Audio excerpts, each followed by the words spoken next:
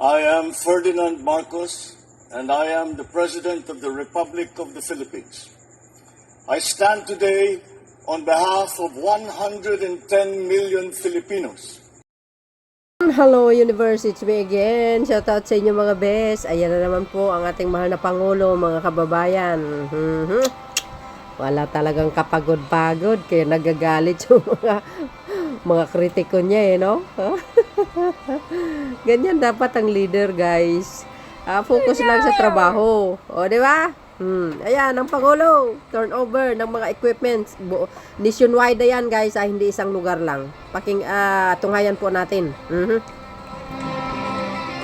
Ngayon po ay ating inaanyayahan ang ating mahal na Pangulo kasama si National Irrigation Administration Administrator Eddie Guillen upang tingnan at siyasatin ang mga NIA-procured operations and maintenance equipment and vehicles na ipapamahagi sa Luzon, Visayas at Mindanao.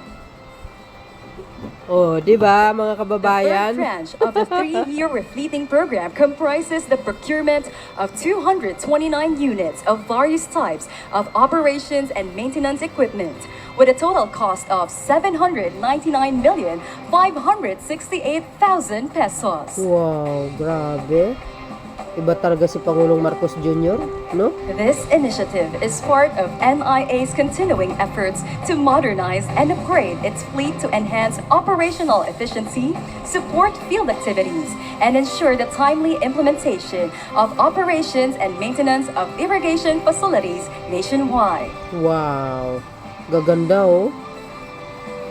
Grabe yung malasakit niya talaga sa mga With the magsasaka. addition of the newly acquired machinery, the fleet's operational reliability has increased to 62%, representing a major step forward in NIA's goal of fully modernizing its equipment.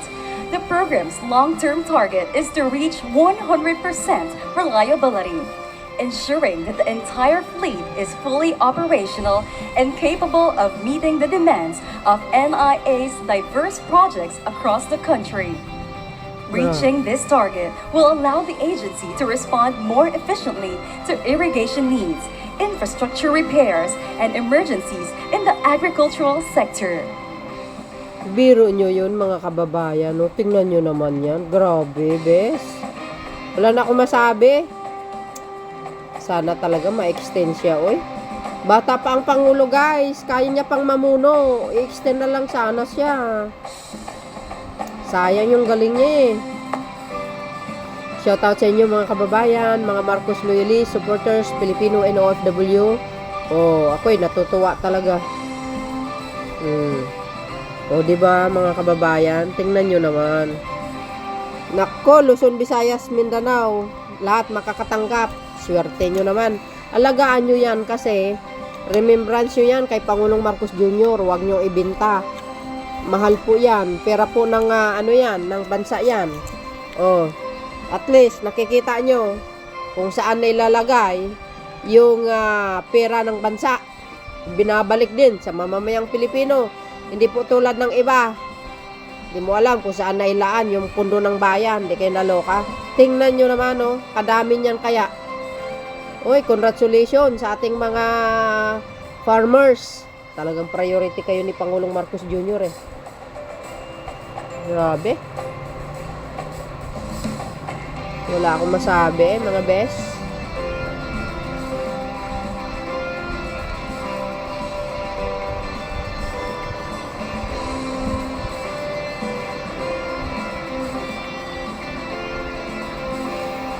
Sa mga ganitong kagaling na pinuno ng bansa, talagang mapapahanga ka.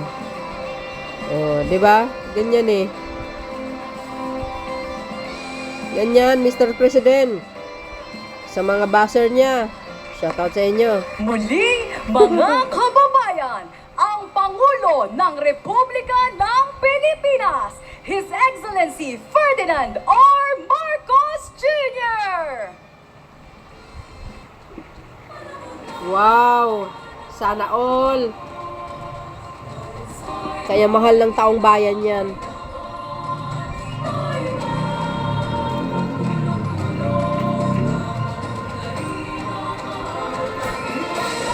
Sayang. Sana ma-re-elect lang siya uli. Ay, nako. Pagbabago dahil sa ito ay kinakailangan tayo na magtulong-tulong na rin ang mahal natin bayan.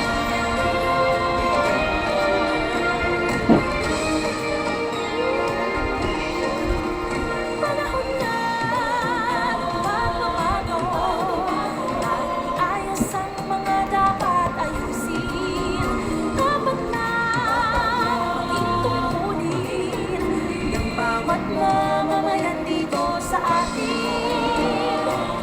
Ang pagbabago patungo sa pag-asenso, magsikap ng mabuti kung kuminhawa tayo.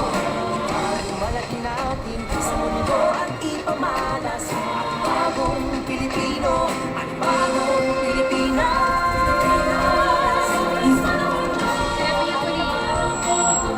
Maaari na po tayong umupo.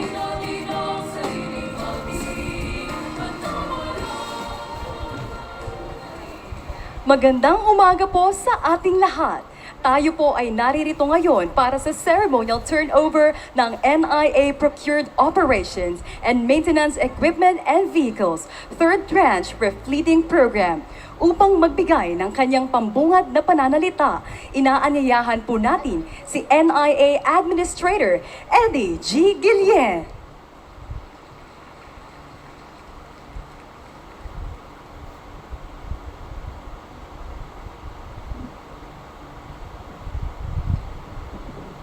Thank you. Magandang umaga po sa ating mahal na Pangulo, Ferdinand R. Marcos Jr. Palakpakan po natin.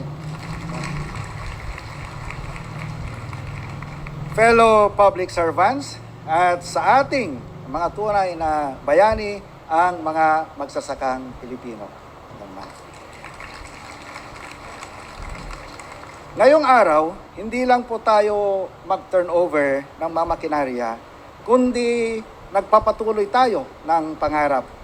Isang pangarap na kahit ilang bagyo, tagtuyot o sakuna, ay hinding-hindi matitinag ang ating malasakit at serbisyo para sa ating mga mamamayan, lalo na sa ating mga mahal na magsasaka.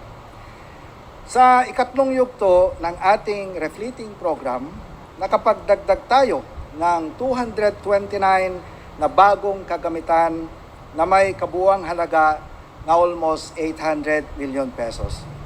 Bahagi ito ng ating patuloy na layunin na mapataas ang kita ng ating mga magsasaka at mapabuti ang kanilang kabuhayan. Katuwang nito ay ang modernisasyon at pagsasaayos ng ating mga kagamitan upang mas mapabilis, mapahusay at maibigay ang serbisyong nararapat para sa ating bayan. Ang National Irrigation Administration ay nagsisilbing simbolo ng pag-asa para sa ating mga magsasaka. Sa bawat irrigation canal na nililinis, pasilidad na inaayos, at makinaryang ipinagkakaloob, isinusulong ng NIA ang daang naistahakin ng ating mahal na Pangulo sa ilalim ng bagong Pilipinas. Isang landas ng modernong serbisyo, tunay na malasakit at konkretong pagbabago para sa buhay ng bawat Pilipino. Ngayon, may dagdag pa tayong 17 na minibuses at 17 survey vehicles para sa ating mga regional offices nationwide. Para mas marating pa natin ang mga liblib na service area, mas marinig ang hinaing at pangangailangan ng ating mga magsasaka at mas madala ang tulong hindi lamang sa papel, kundi sa mismong pilapil ng palayan. Sa pamamagitan ng mga ito, mas lalo nating maipapadama na ang gobyerno ay tunay na kumikilos, lumalapit at nakikiisa sa bawat magsasaka saan mang sulok ng bansa. Sabi nga nila, Ang tunay na serbisyo ay hindi nasusukat sa oras na ginugugol sa opisina, kundi sa presensya at aksyon sa mga komunidad na nangangailangan. Mula sa puso, nagpapasalamat kami kina Pangulong Ferdinand Marcos Jr. Sir, thank you po. At sa Kongreso, lalo na kina Speaker Romualdez at sa lahat ng tumulong sa programang ito. Dahil sa inyo, may panibagong pag-asa ang libu-libong pamilya sa Kanayonan. Ang tagumpay na ito ay hindi lamang tagumpay ng NIA.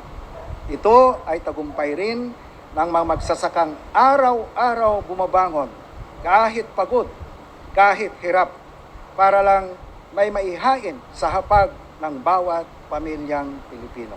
Maraming salamat po. Mabuhay ang mga magsasakang Pilipino! Mabuhay ang bagong Pilipinas! Maraming salamat po, Administrator Guillen.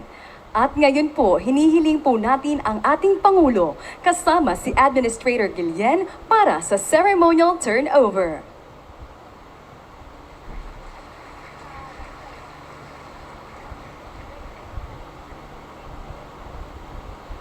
Mayroon po tayong 229 various equipment and vehicles na ipapamahagi sa iba't ibang irrigators association sa Luzon, Visayas at Mindanao upang tumanggap ng mga susi ng mga equipment at vehicles para sa Luzon. Tinatawagan po natin si Engineer Raimundo B. Apil kasama si National Confederation Irrigators Association President Remy Albano.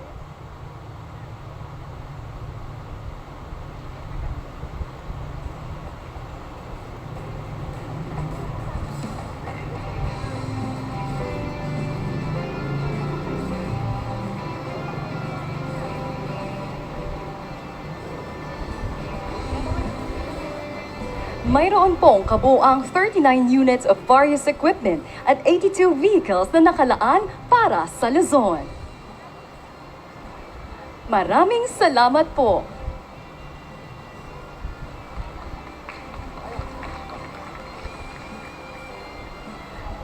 Para naman tumanggap ng mga susi ng mga equipment at vehicles na nakalaan sa Visayas, tinatawagan po natin si Engineer Jaime De Jesus kasama ang presidente ng Irrigators Association, Nemesio Yadaw. Mayroon pong kabuang 13 units of equipment at 27 vehicles na nakalaan para sa Visayas. Maraming salamat po. At ngayon, upang tumanggap ng mga susi na nakalaan para sa Mindanao, tinatawagan po natin si Engineer June Nathaniel Plaza, kasama ang Pangulo ng Region 12 Irrigators Association, Samuel Lugo. Mayroon pong kabuang 23 units of various equipment at 45 vehicles na nakalaan para sa Mindanao. Muli, maraming salamat po at congratulations! Oh, see guys, mga taga Mindanao, natalo ang alyansa. Ngayon, diyan nyo makikita. At ngayon, upang ipakilala ang ating panauhing pandangal, tinatawagan po natin si NIA Administrator Eddie G. Guillen. Di ba guys? Oh. Grabe yung malasakit ng Pangulo sa Mindanao kaya. Tapos natalo. Unfair. Ladies and gentlemen, the President of the Republic of the Philippines, His Excellency Ferdinand R. Marcos Jr. Unfair kayo, no? Ang Pangulo to dumalasakit sa inyo. Pero hindi nyo binabalik Maraming na salamat maayos. sa ating NIA Administrator, Engineer Eddie Guillen. Magsiupo po tayo. Taguig Pateros, 1st District Representative, Representative Ricardo Cruz Jr. Other members of the House of Representatives, Taguig City Mayor, Maria Lani Cayetano. The officers and employees of the National Irrigation Association Administration, irrigators as the most important. Ito yung pinakamahalaga na bisita natin ngayon. Ang mga irrigators associations at farmers beneficiaries na tatanggap na sila ang gagamit nitong ating mga bagong mga gamit, mga makinarya. My fellow workers in government, our full partners in development, in the private sector, ladies and gentlemen, magandang umaga po sa inyong lahat. Kanina lang po ay nasaksihan natin ang pamamahagi ng ikatlong tranche ng mga kagamitang pang-irigasyon, pansaka at mga operations and maintenance equipment. Sa tulong ng mga sasakyan, backhoe, dump truck, excavator, umaasa tayo na mas bibilis ang pagsasaayos ng mga nasirang irigasyon at ang pagpapatayo ng mga bagong proyektong patubig. Mula Luzon hanggang Mindanao, maging lowland man o upland farming, siguradong may maasahang sistemang patubig ang mga magsasaka natin. At kapag maayos ang irigasyon, mas malaki ang ani, mas magandang kalidad ang ating mga produkto, mas pataas ang kita ng ating mga magsasaka.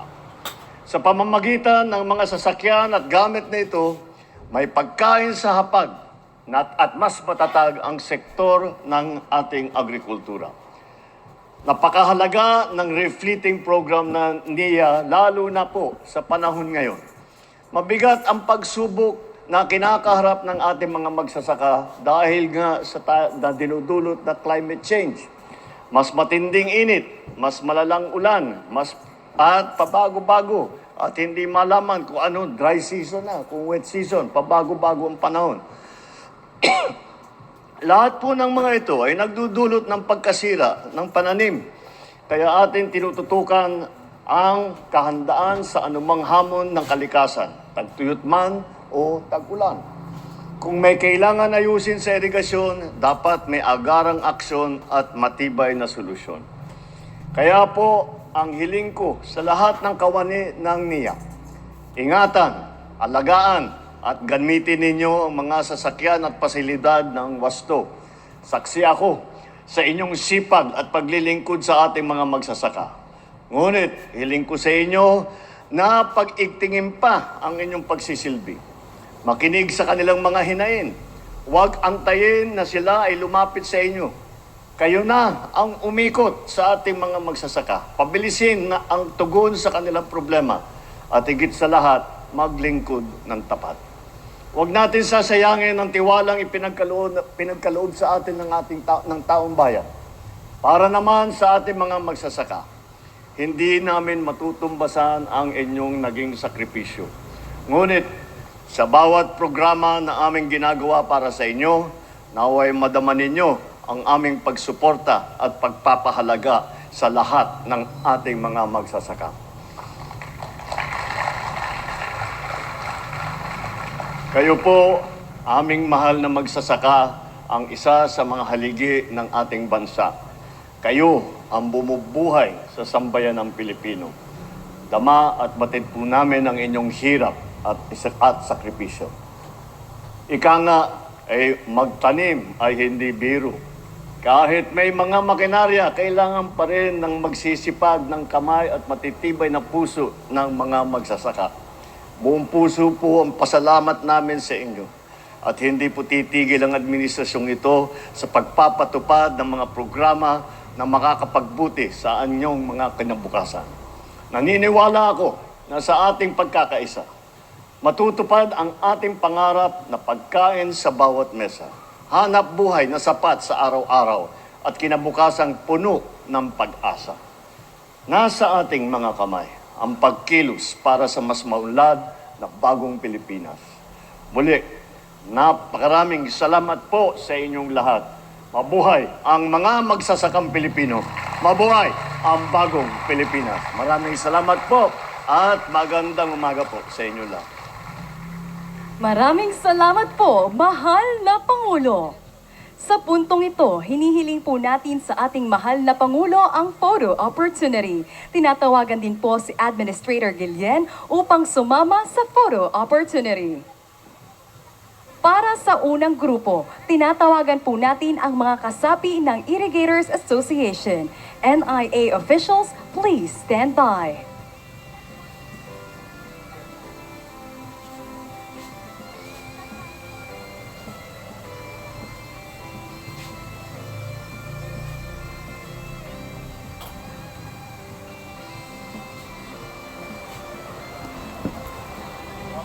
So, yun, mga kababayan, anong kapalagayan nyo? O, diba, ang saya-saya.